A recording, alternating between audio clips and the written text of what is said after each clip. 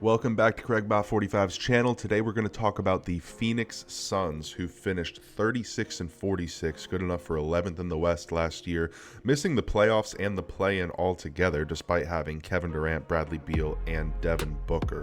Now, some key departures. We obviously discussed the Kevin Durant trade in the Rockets video. Bradley Beal getting totally waived. Just very funny how his career's gone. Waived and obviously paid out as well, but pretty funny when the team says, we literally don't want you, here's millions of dollars to leave. They lost Tyus Jones and Mason Plumlee in free agency as well. As far as additions, they were able to bring in Jalen Green and Dillon Brooks in that Kevin Durant trade. They signed Jared Butler in free agency, who will be just a bench player, nothing more, nothing less. And then they traded for Mark Williams, which seems like a great trade until you then look at their draft, and they drafted Kaman Malawak with the 10th pick, who, hey, Kaman Malawak's a great player. He's some guy that I would have loved the Wizards to take at 6th as a defensive big man who could still score in the paint, but it makes absolutely no sense to me why you would draft Kaman Malawak with the 10th pick after trading for Mark Williams. Now you have two bigs, one of which isn't going to be able to start, and you just have so many other holes on the roster. I have no clue what's going on here in Phoenix. The Phoenix Suns as well brought in a new head coach, today's X Factor, Jordan Ott. Jordan Ott was the driving force behind the Cavs offense under coach Kenny Atkinson last season, propelling the Cavs to the #1 seed in the Eastern Conference. Now this team has a plethora of offensive scoring power with Jalen Green and Devin Booker in the backcourt. However, the NBA's 4th worst defense from last season didn't do too much to add to their defense. Trading for Mark Williams seems like a good addition. Again, trading up in the draft to select defensive big man Kaman Malawak seems to kind of contradict that Williams trade. Unless they're planning on going too big, which if they are, who's going to score in the paint, then I really don't understand how this is going to work. Is this team going to try to score 120 a night and hope they don't give up 121 a night? We'll see. I'd also be curious to see how the Cleveland Cavaliers will be affected by losing their offensive coordinator Jordan Ott, as he's now again the head coach of the Phoenix Suns.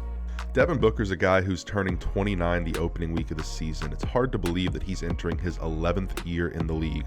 And look, I'll be totally honest, I've never been the biggest Devin Booker fan in the world. He's shown throughout his career that he simply can't elevate a full roster when he's the #1 option. His best years came when he had a top 3 point guard in NBA history and Chris Paul leading the team, as well as a center who could average 20 and 10 and anchor the team's defense.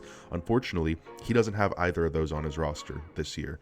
He will have to be the main point guard on this team if they want to succeed, and we know Devin Booker can do it. We've seen that he's increased his assist total every year. I believe last year he got close to averaging 7 assists per game.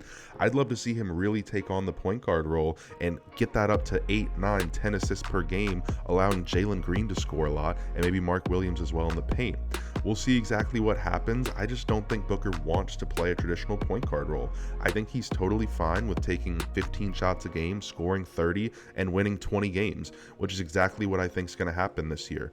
FanDuel currently has their line set at 31.5 wins, and I think that's going to be very, very far under. This team's going to be a bottom 3 team in the West. They're going to have nobody on defense who can play any sort of defense, and I think for as many points as they might be able to put up, it's not going to be able to help them contribute to winning. So 31.5 being the line, I'm going to go under, and I think this team has a top 3 pick next year. Oh, and guess what? They don't even own the rights to their own pick. So a total disaster and an abject failure in the first 2 years of the new ownership group in Phoenix.